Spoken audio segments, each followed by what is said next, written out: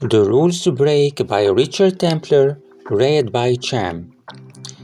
Rule to break. You can choose your friends, but you can't choose your family. Surely this one is unarguably true? Well, unfortunately, it's one of those throwaway lines that can be really damaging and leave you shortchanged in life. Of course, you can choose your family in the literal sense. But in the majority of cases, you can choose to make them your friends. Even though it can take some effort, it's well worth it. Any psychologist will tell you that siblings grow up in competition with each other. In particular, they compete for their parents' attention, and they work hard to make themselves different, so that they attract individual notice. It's a deep evolutionary drive that we're unaware of, especially as children. In some families, it can drive a wedge between brothers and sisters, which is somewhat unfair, since all that's happening is that kids too young to know any better are just following their basic instincts. Some parents manage to respond as fairly as they can, but others struggle to manage the competition, or even seem to encourage the rivalry. Once we've grown up and left home, we need to put all that behind us.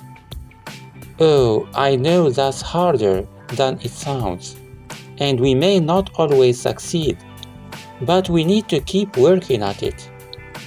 Why? Because our siblings will be with us for longer than anyone else.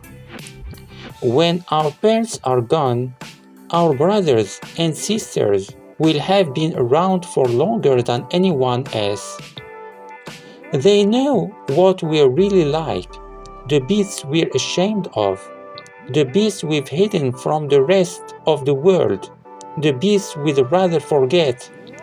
So when we need a friend, they'll be there, with a strong bond than anyone else. I know two brothers who fought as kids. Like most brothers do. They play together too, of course, but somehow they carried their childhood squabble into adulthood. And by their late 20s, they barely spoke to each other.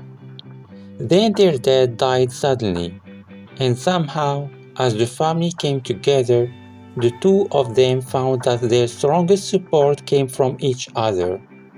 Since then, they've been best of mates.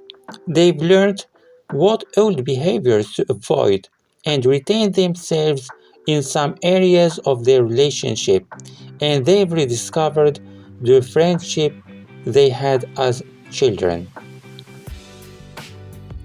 You have to work out what childhood patterns your relationship is falling into, and then work to change them.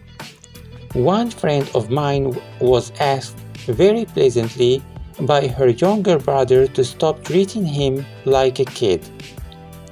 She took this on board, and next time he came to stay, she bit her lip a few times. And interestingly, she noticed that when she started bossing him around, he kept asking what to do about this or that. All things most people would work out for themselves. So she decided to have another chat with him and explained that if she was going to stop bossing him around, he'd have to stop behaving like a child. He took the point, and she tells me they now have a much better and more equal relationship. So, if your sister is still trying to steal your friends, or your brother hasn't stopped competing with you, even if it's money or job titles these days, instead of sport or school grades, you need to make changes to break the pattern. Don't assume it's all their fault. It's not. It's no one's fault. It's just how families are. But we all need to evolve as we get older.